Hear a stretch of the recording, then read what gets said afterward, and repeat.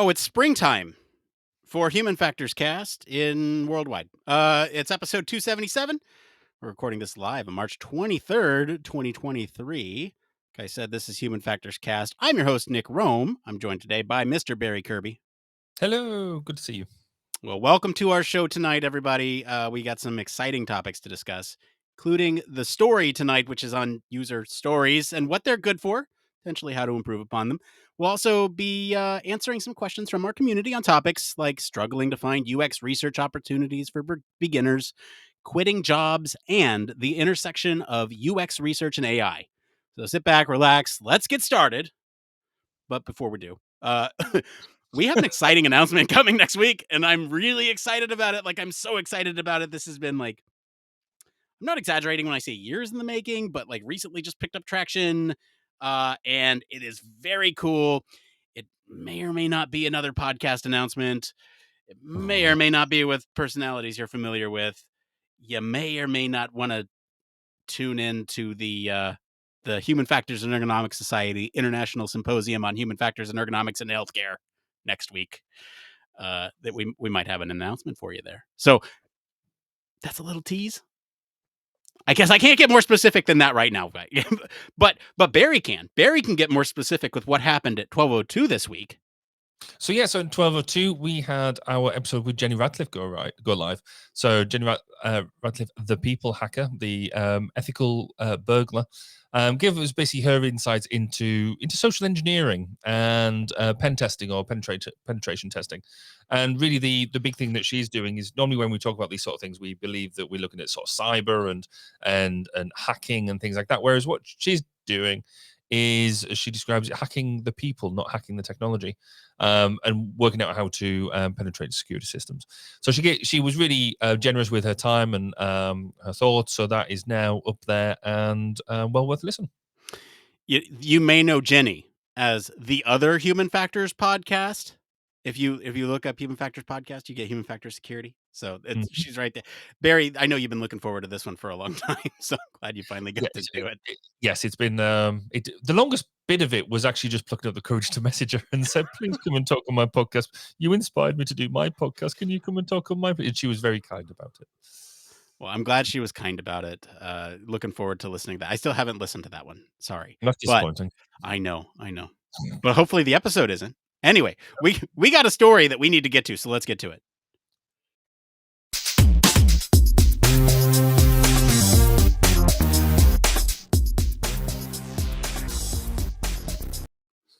This is the part of the show all about Human Factors news.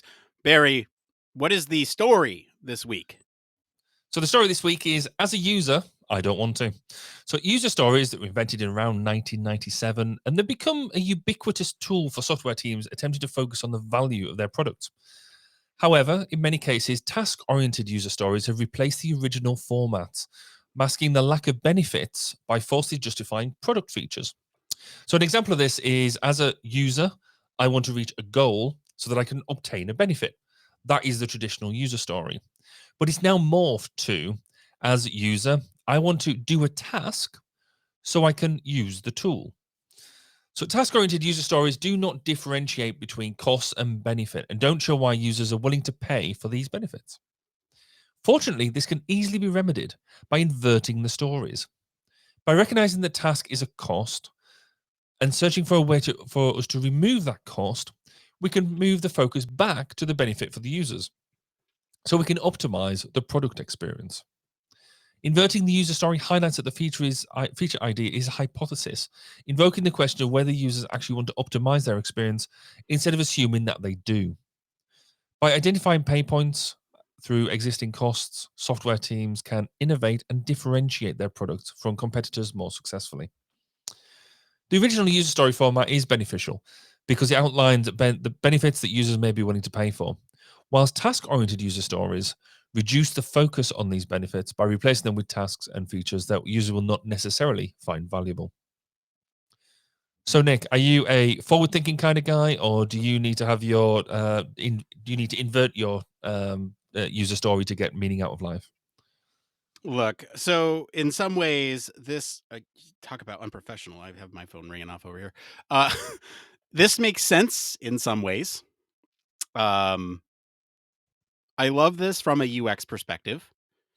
Putting the human's goals first is always a good thing, and that's how we treat human factors. And this is why it's so critical that we play a part in the requirements process. I think if you look at the goals of humans and put those first, goals can be ambiguous, which means there's sort of this need to deconstruct goals into hierarchies of goals and what goals that you're trying to achieve to make that overall goal happen. I love that process. Um, but the article doesn't necessarily address the downsides of this, or the risks associated with using these inverted user stories. And I think just user stories in general, we talked about this a little bit in the pre-show about associating cost of implementing the technology, but don't necessarily always consider the negative cost of implementing that technology. When you implement something, does it then become more cumbersome to use for some types of users, or does this have adverse interaction effects for some reason or another? Um, the bad news with all this is that changing culture is hard, especially in software development. So unless it's adopted by certification courses, agile communities, it's not going to happen. Um, that's how I feel about this in a nutshell. Barry, you got a very simple reaction, but I feel like it's going to be a rant. So what do you think of this?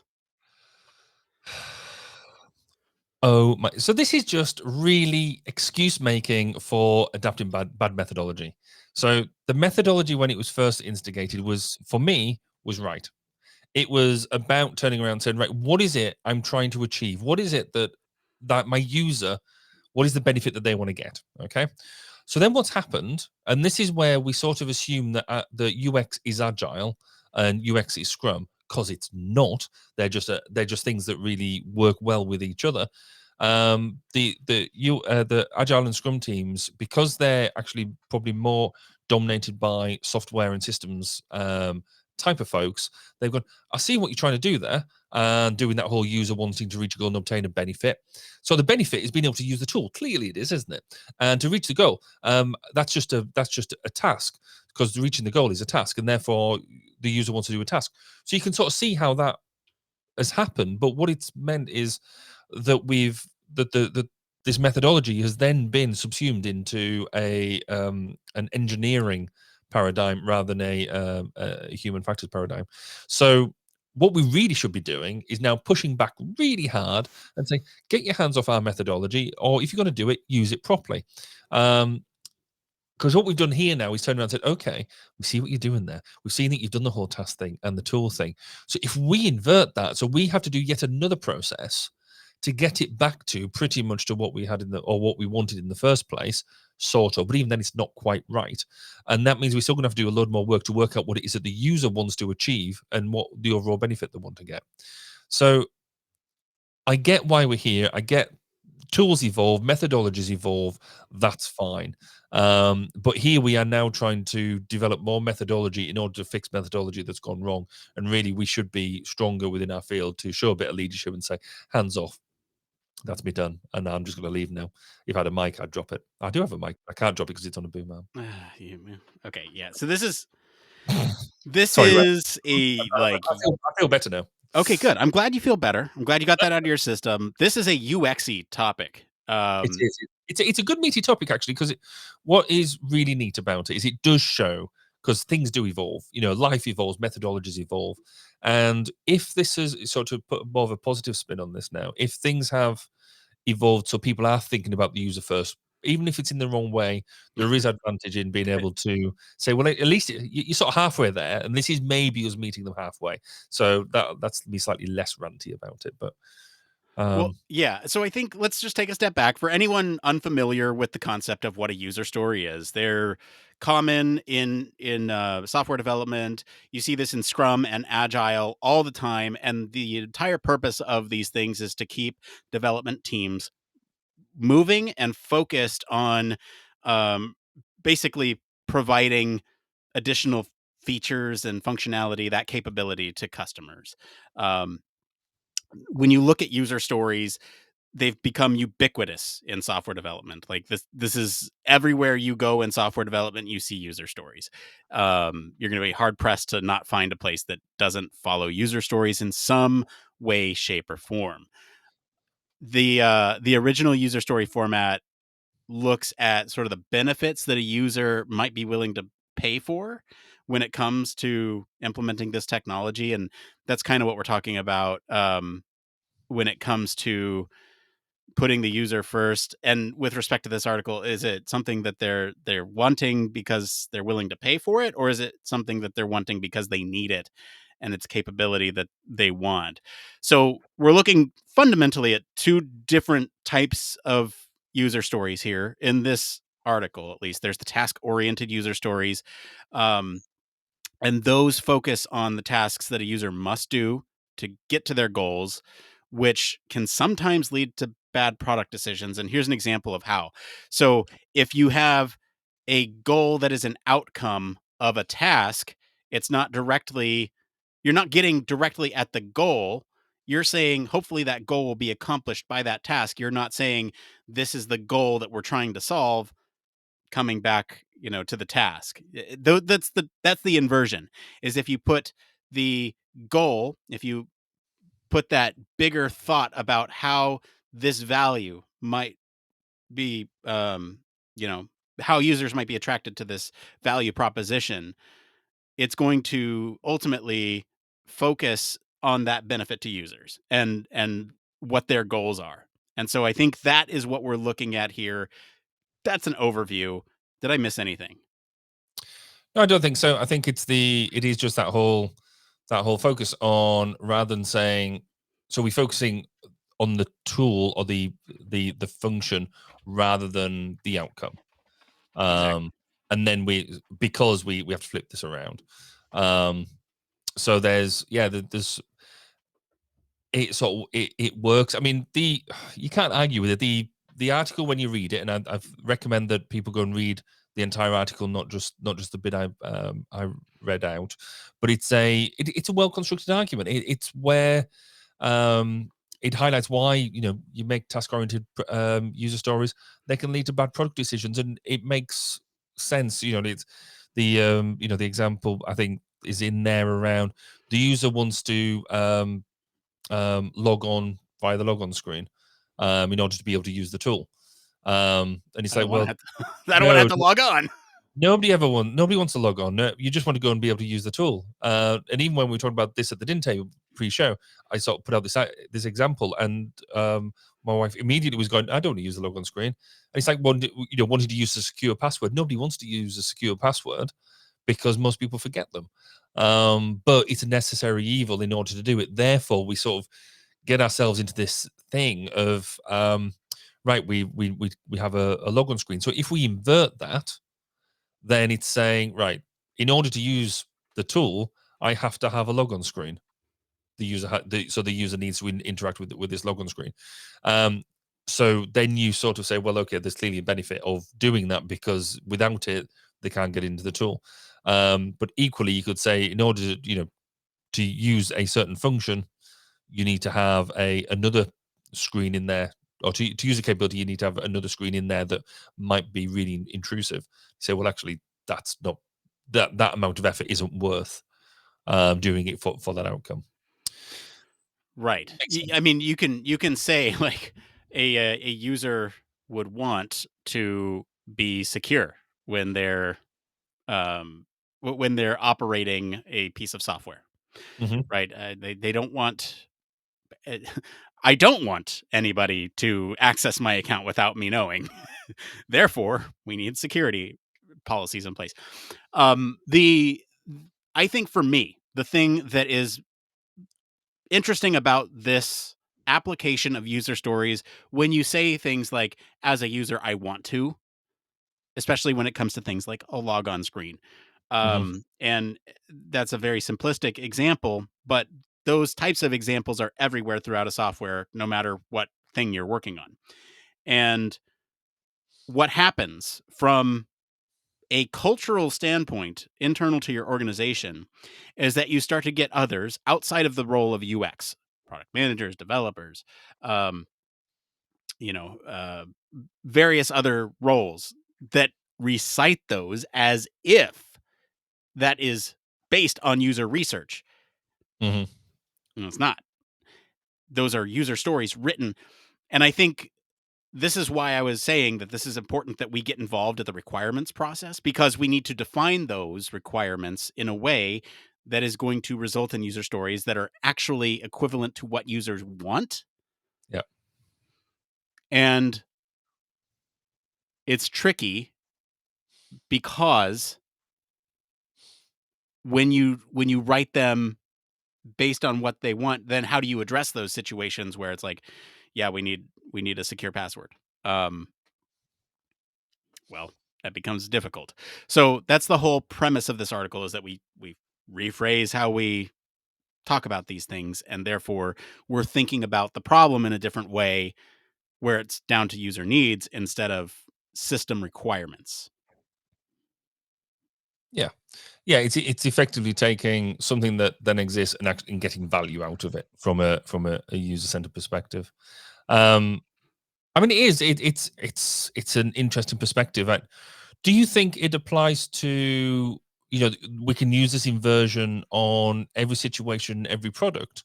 Because I'm not necessarily convinced that we can. No. So it's clearly got to be, there's got to be a bit of skill there, hasn't there? There's got to be a bit of judgment with the UX professional to sort of say, well, actually, I can see we can get value out of this by inverting it, but sometimes it might just not be possible or beneficial to do so. No, it's not a one size fits all application. I'll give you a great example of this. Okay. So you have a video game developer with the user goal of, I want to have a good time when I play this game. That is the ultimate goal of playing a Yep. game. You want to play a game to have fun and to relax, you know? And so this is where I'm talking about goal hierarchies. You deconstruct that and say, well, my goal is to encounter challenges and overcome those challenges. Well, how do you design for that? You bring it down even more. Well, I want to experience a little bit of friction, but how much friction? Hmm. And so this is where it becomes nebulous. I mean, it's nebulous all the way down, but when you start deconstructing those goals and get to that level of, there's just not going to be a level that is a one size fits all for, here's the friction that we're introducing. It's at this level, because it's going to largely depend on other settings, Yeah, accessibility. It's going to depend on, difficulty within the game that you have set. So there's other parameters that impact that, and that is largely incumbent upon the user to opt in to those selections for them to have the most amount of fun. Some people who have children and don't have the time to invest in video games want to play on easy, and they should not be shamed for that. And they just want to experience the story, right? I play easy. Yeah. I've started playing easy because I don't want to waste my time fighting the same things over and over and over again. And unless there's some external motivation, and now we can actually talk about it, right? So do I want to be motivated? Is it going to establish more fun for me? I don't know. And user stories in this context, I know user stories are used in video game software development, but is it going to work? I don't know. And some of this, I think, is influenced by fashion, if I'm honest. So we know that user stories is, we've already said that UX and Scrum and Agile, they're all very fashionable at the moment. Hmm. And everybody, I'm now meeting more and more people who've read a book, or they've read a blog post, or they watched a quick YouTube guide on Scrum 101 or UX 101 and things like this. And so automatically, because the beauty of a good user story is it's simple. It looks simple, and you think, oh, anybody could. But most user stories are so well crafted that they take time and they take effort and they take multiple iterations to get right and to be that simple and to be that good. Um, and I've seen so many versions of this now where people said, "Oh, well, I've done a lot of user stories. Look at my user stories," and they pull out a big list. And you're sitting there going, so what methodology have you used to get there and do it? And they're like, well, I wrote a bunch of user stories down. Therefore, and I was like, well, okay, so how do you know they're complete? How do you know they're exhaustive? How do you know you've got the range? How do you know you and all that? And they just can't answer it. Which is where, I mean, so, and this is maybe to give some credit where credit's due. This is maybe this inverted view is a way of recovering bad user stories. That's possibly where the benefit is for us to almost re-grasp the initiative, Yeah. saying, right, okay, you've done this work. That thank you very much for that. We'll take that away, and instead of ripping it up like I would and stamp on it and maybe spit on it a bit, is to then take that and invert it to then get back to a decent value based system.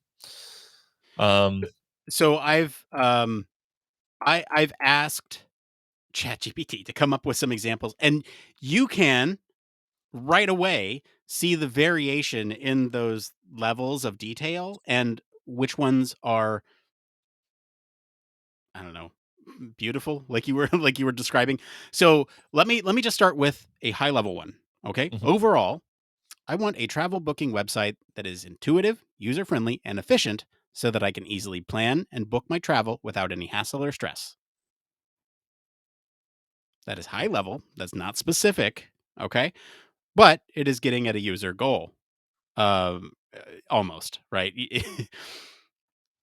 And then you have these like weirdly specific one, not weirdly. These are common for what you'd find in software development.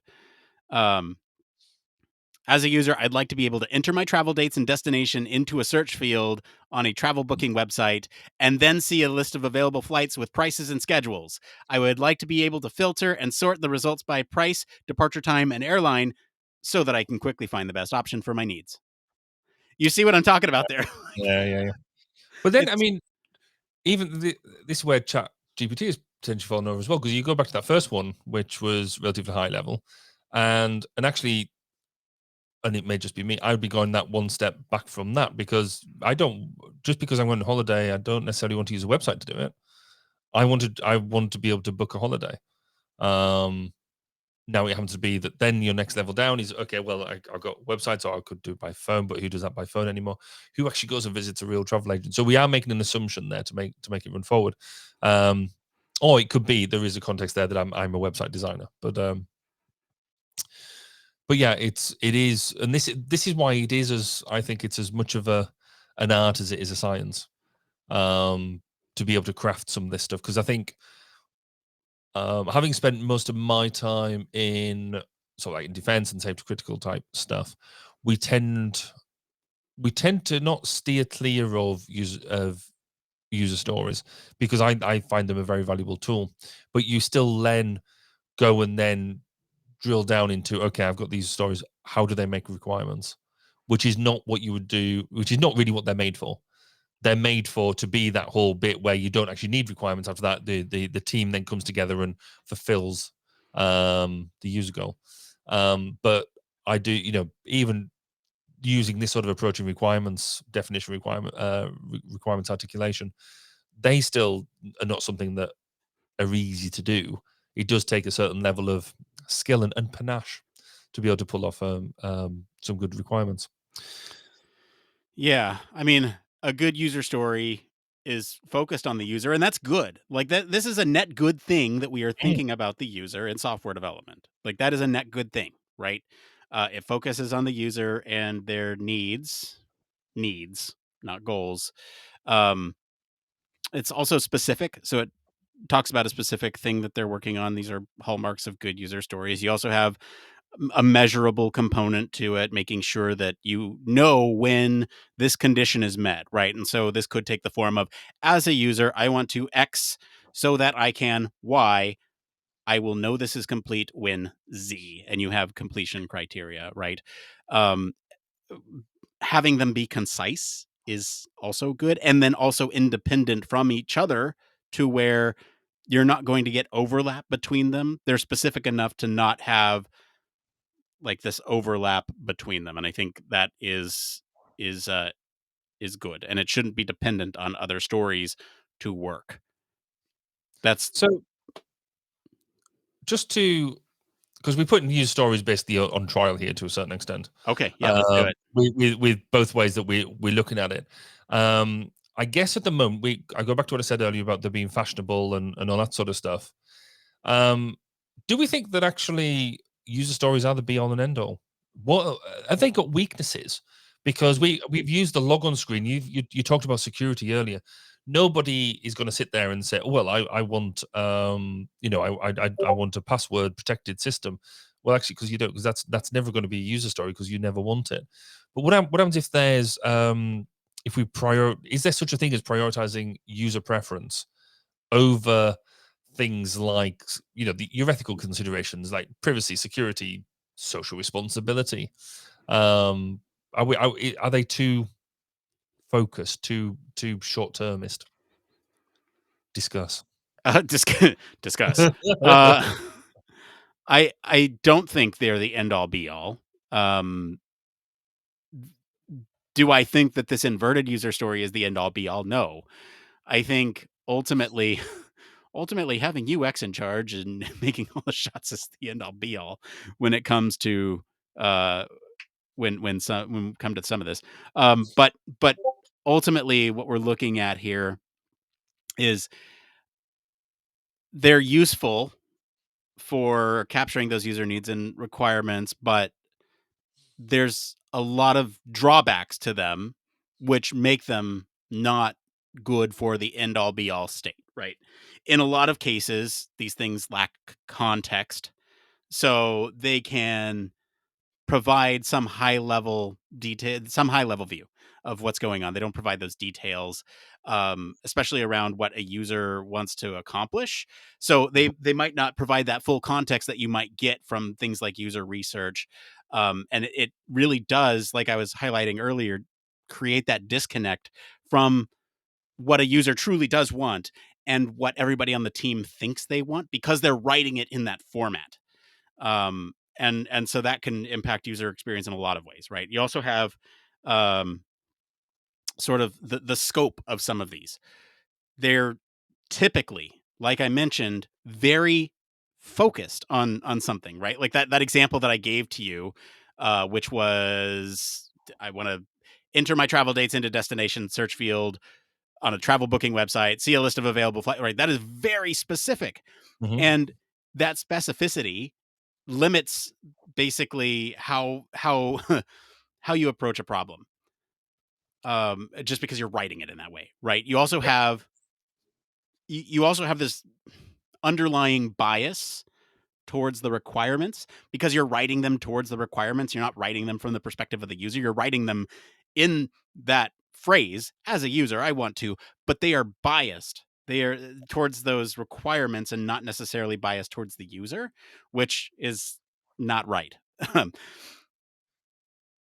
There's other issues, but that's kind of where I I mean the biggest fundamental, like, I guess, drawback is that the users aren't actually writing this. The users aren't included in this process, and it's just leading to these assumptions from the development team and other pieces of the product team that ultimately is can be bad or detrimental to to end users. I don't know, Barry. Yeah. What do you think? Do you think this is the end all be all? No, it's not because I'm not, I guess it's coming from the experiences that I've had. There are some things that need to exist within a system or whatever it is you're developing, just because you've basically got a wider you've got wider pressures doing different things. So from a defense perspective, you're always going to have that security imperative in what we're doing. That might not the having to have a certain layers of security are always going to get in the way and hinder the user, and the user never wants to be hindered in what they're doing. So sometimes there's almost like the third party in the room that, or a third user that is saying, well, actually, I've got some overarching stuff to deal with. But that's the way you adapt what you're doing. um but I think my problem with, so it's not a problem with user stories. That user stories are hugely valuable for being able to articulate what it is that you're trying to do. Um, my problem with user stories is then they tend to be non-exhaustive. How do we know that we've captured all of the user stories that that fulfill it? you could argue that this is why they work with Scrum sort of methodologies, agile methodologies, is because you're never looking for a complete solution. You're generally looking for an MVP, a minimum viable product, and then you will iterate off that. And that's why it works for them, because you turn around and say, right, what are the key things I'm trying to achieve? Right, I'm going to take this user stories 1 to 5. We've identified as being my best ones. We'll get the product to do that. Great. Yes, that's gone out. That's been reviewed. Right. We're now going to add in 6, 7, and 8. We're not going to do 9 because they're not interested. We're going to go and do 10.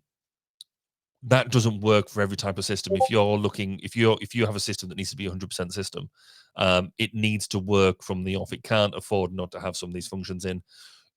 That's where user stories sometimes don't lend themselves very well, because you're not evolving the product. You're not developing the product. You have to get it right first time. Or in theory, you have to get it right first time. I don't think I've ever met one that's actually got it right first time. But that's a theory. Yeah, no, I think that's right. I honestly, I don't know how much else I have to say about this, Barry.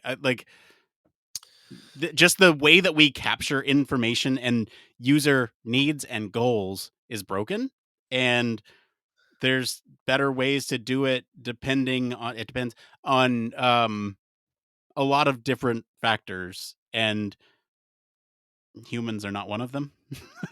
Yeah, I mean, for me, for us as UXHF professionals, try and go back to doing it right from the beginning.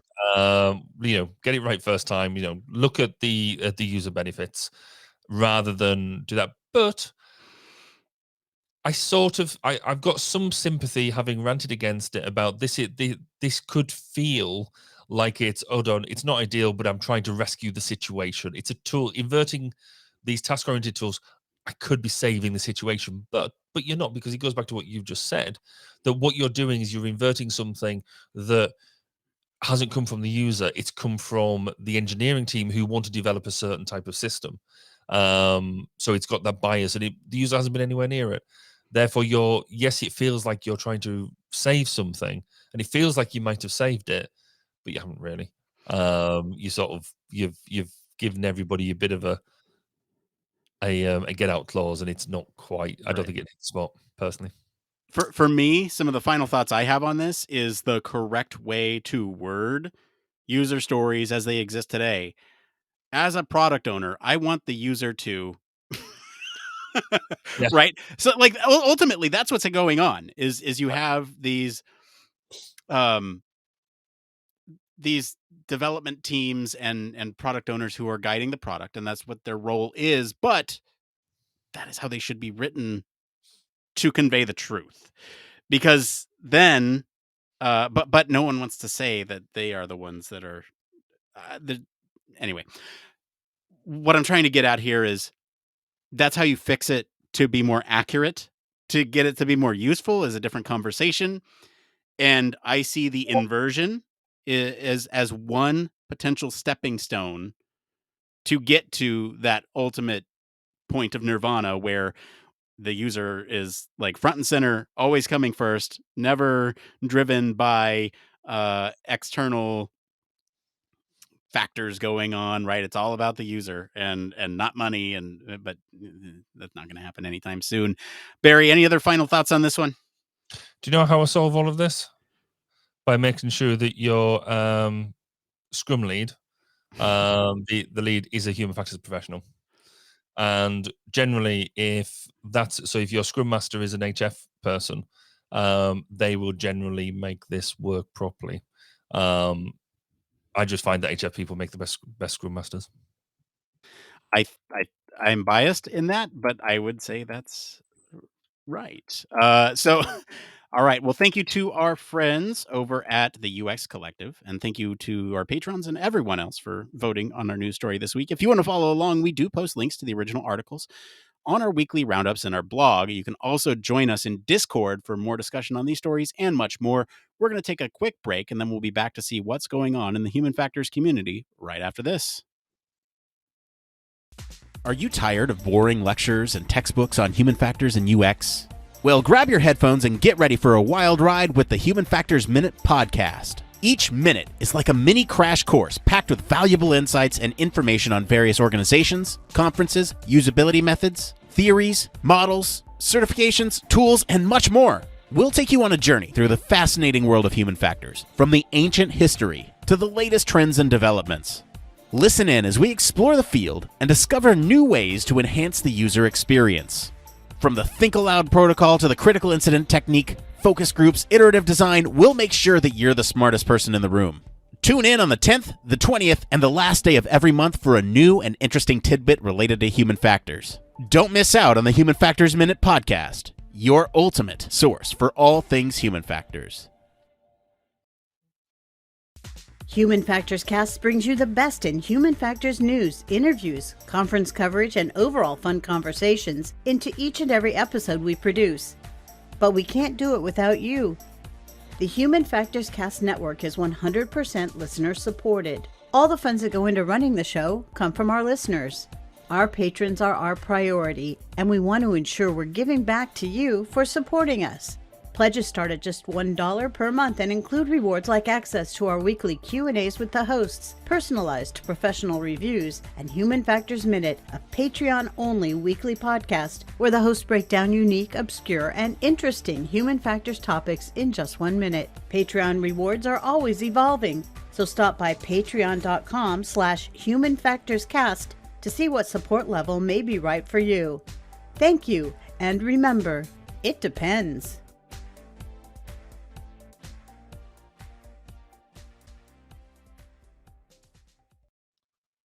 Yes, huge thank you, as always, to all of our patrons. We especially want to thank our Human Factors Cast All Access patron, Michelle Tripp. Patrons like you keep the lights on. I am so excited for this part of the show because I had told Barry last week that he was going to read the dumb ad, but we're gonna tag team it. So I've tagged in here, Barry, your parts. Okay, you ready? I'm so ready for this. Okay. Hey there, podcast listeners. Do you ever feel like you're missing out on exclusive content and behind-the-scenes action? Well, fear not, because our Patreon has got you covered. For just $1 a month, you can become a Human Factors practitioner and receive personalized thank you messages, access to our Patreon-only Discord channel, and the full audio versions of our weekly podcast, Human Factors Cast, complete with pre-shows and post-shows. But wait, there's more. For those of you who want to go above and beyond, check out our Human Factors Engineer tier for just $5 a month. You'll receive all the benefits from our Human Factors Practitioner tier, plus access to the full library of Human Factors Minute, our weekly podcast featuring deep dives into human factors topics in just 1 minute. Are you ready for even more exclusive perks? Our Human Factors Scientist tier is just $10 a month and includes all the benefits of our Engineer and Practitioner tiers, as well as a one-time heuristic professional review of a personal product with personalized feedback tailored to your needs and goals. Plus, you'll receive an exclusive Human Factors Cast themed tote bag, so you can support the show anywhere you go. But if you really want to be a VIP, check out Human Factors Cast All Access tier for $20 a month. You'll receive all the benefits of our Scientist, Engineer, and Practitioner tiers, plus a shout out on our show every week, and premium access to all of our learning resources through Human Factors Cast Academy.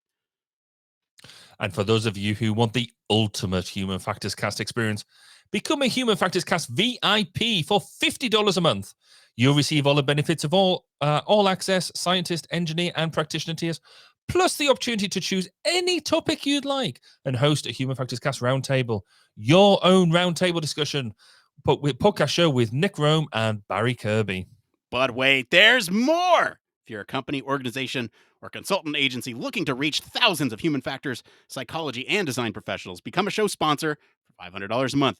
You'll receive 60 seconds of valuable airtime on our show every week, a feature on our homepage, and a sponsor page with a permanent link, and so much more. So what are you waiting for? Join our Patreon and become part of the exclusive Human Factors Cast community today. Includes Discord benefits, of course. It came from...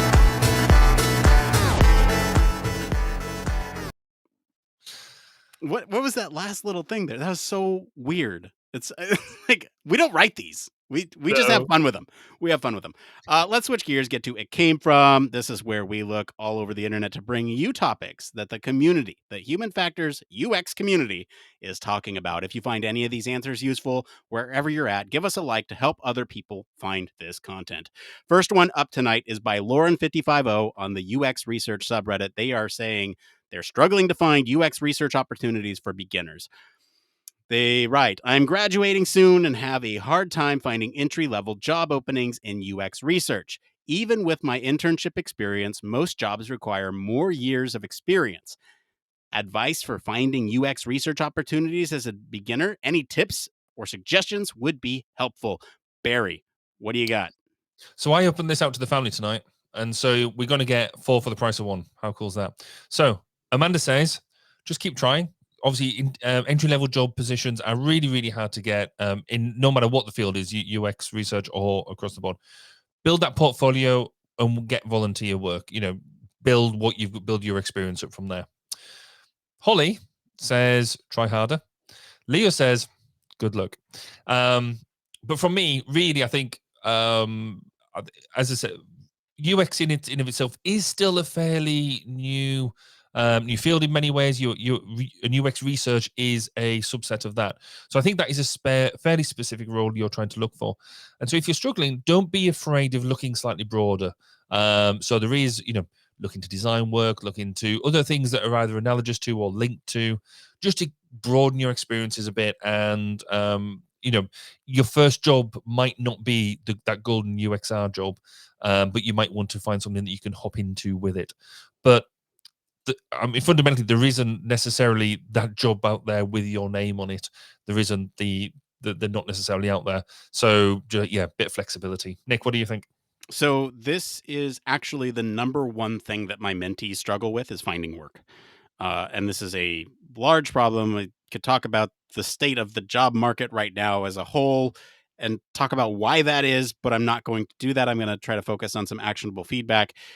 Do something that'll help you stand out. And I know the problem is necessarily with finding opportunities, but apply for those mid-tier roles, but do something that's going to make you stand out. I mean, don't limit yourself, but also be open to other things like internships, part-time gigs, or volunteering with labs like our own to get experience. And I know it sucks to not have that pay. Believe me, I know that sucks. But if you're thinking about it in terms of like having actual experience on your resume, that is one thing that you can look at. There's a lot of good paid internships out there, so it doesn't all have to suck. You just gotta suck it up and get through that at some point. So that's kind of where I'm at. I know it's not ideal, but this, like I said, you're not alone in this. This is something that a lot of people struggle with because of the market right now. So that's where we're at. Okay, this next one up here is by kleinpretzel on the UX Research subreddit. What's the fastest you've quit a job and why? I've started a new job a week ago, but I'm considering quitting already. There's several reasons why, including an unsafe environment for women on my team, a lack of diversity in the company, poor communication between UX research and product management, and inadequate processes. Asking for advice, what's the shortest time you've worked in a job before quitting? Do these reasons seem valid for quitting my new job? Barry. I'm kind of intrigued as to the difference between the job advert they went for and interviewed for and the job, because that must have been a good sales job in that interview to be presumably so different. Fundamentally, the first thing I'll hit is if you feel that you're in an unsafe environment, bail, get out of there. You have to look after number one. So if you really, there's unsafe environments and unsafe environments. If you truly feel it's an unsafe environment, get out. However, what I would say is, if this is a larger company, there must be routes to complain. There must be routes to highlight the issue and do something about it. It depends whether you want to stay around or you just, you've gone into something that is just not what you signed up for. Go. I've had people who've, in fact, sort of worked on my team, and they were looking to potentially, so they were recruited to take over from me, and they were effectively sold the job without me in the room. Weirdly, it's a slightly odd situation. But when they then started learning about the job from me, about what it is they were going to be doing, they're like, "Whoa, this isn't what I envisaged. This is what I thought it was going to be." And I was like, "So what were you told?" And then we had the good discussion around, well, no, this is what the job is, and they quit before I could hand over, because they were like, "This isn't what we were sold." So if you know, and personally, the shortest time I've been in, it's not a job as such, but a contract, has been 6 months, and they wanted to extend it, and I said no because of a number of reasons. I wasn't content with where we were. So that's probably my shortest. But I think the reasons you've given are quite valid. But I think there's also a valuable life lesson there moving forward. Nick, what do you think? Yeah, so this is why I wrote this in all caps in the notes. This is why you look for red flags during the hiring process and why those questions are so important. Because, like Barry said, this is what is the difference between the person that interviewed you versus the people that you're working with now, and why is it the way it is? I think there's a few ways to approach this, right? So, without additional context, the question I have is why is it an unsafe environment for women? Is this an individual that is causing issues? Is this a group based safety risk, or is this like a company culture wide safety risk? If it's the company culture wide safety risk, get out now, because that is and whistleblow, get out of there. Like, it's just not good. Take care of yourself. If it's a group based thing, there may be changes that HR can implement that would make it different for the future, but then that also becomes a really sticky situation because then you're still working with those people, and short of a rehiring thing, then there's always going to be that weirdness because anyway, so but then if it's the individual, there's obviously things that you can do by talking to HR and having them take care of that issue. Depending on how far down they come with the reprimands for that. In terms of process, now there I have a couple thoughts on the process because they mention here that there's sort of a poor communication between UX research and product, and inadequate processes. This could be a huge opportunity for you to restructure this and be the hero they need. Like, I'm just saying, this could be a great source of experience here. Not saying get out, but just to answer the question, about a year is what I've been looking at in terms of my shortest. And it wasn't for any of these reasons. I've been fortunate enough to not have any work environments that have felt unsafe for me or others that I work with. And that hasn't necessarily been, uh, I don't know, I haven't experienced the same issues here. Okay, the last one here, Barry, up tonight is by BeansJC on the UX Research subreddit. They write, UX researcher to AI. Hey there, I'm a UX researcher and I'm curious about how I can transition to the AI field. What are some skills that would be important for me to learn in order to fit into an AI team? Thinking about quant analysis, machine learning, human computer interaction, and coding, are there any other skills you'd recommend? Also, do you have any suggestions for courses or certifications I should look into? Thank you. Barry, what do you think? I mean, the stuff that they highlight, if you want to get into AI, then coding and all that sort of stuff. Yeah, great. I think it's all going to be helpful. But I think with the way that AI is going, and ChatGPT is a really good example of this. So look at them wider general skills that you can learn to flex. So obviously we've talked in the past now about like prompt engineering, about how to engineer a prompt in the way to get you what you want out of it. Now, you can't go and get sort of a degree in that yet or anything like that because it only came about 3-4 months ago, as a thing, and things are moving that fast. That if you've got, it's not so much hard skills in terms of like learning how to code and things like that, but being open and being flexible, being adaptable, picking up them skills about how to, re, recognize things that you should be writing down, things, and how you should like archive them, how you should keep them, so you can sit there and go, right, well, actually, this prompt engineering thing, as the example, is becoming a thing, right? I should be saving all of my prompts in order to maybe, develop them offline and then put them in as an example. So yeah, just generally picking up those wider skills and being flexible and open to new and innovative ways of working, I think is really valuable in something like AI. It's not the only fruit at the moment, but there's lots of new things out there. But being open to doing new things is a much skill that is underrated. There we go. What about you? Okay, great. I think look, here's the secret. You ready for the secret, Barry? Oh, okay. Go on then. Let me just get my pen. Okay, Right. get the pen. It doesn't matter what domain you work in. The thing that's going to be the most important is keeping those core UX, human factor skills, and applying them to the AI domain for best results. I want to elaborate on this a little bit because, as you mentioned, Barry, AI is really young right now. It's in terms of being pervasive. It's still in its infancy, and almost all the products that we interact with will have AI or autonomous systems built into it in the future. So, in a way, we will all become AI researchers at some point to figure out how the human will interact with those automated, artificially intelligent systems within that product. Now, the industry as a whole is going to need to evolve to stay on top of the latest developments. I think the best thing you can do right now is just staying on top of what's happening. Stay on top of what's going on, understand how those things impact end users, and that will give you an edge.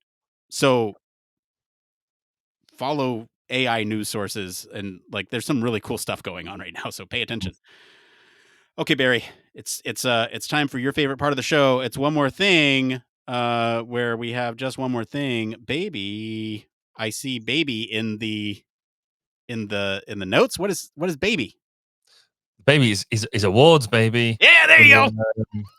We've got an exciting day coming up tomorrow with my team. We've gone into Cardiff because we've been down selected, shortlisted, whatever you want to call it, for Family Business of the Year in Wales.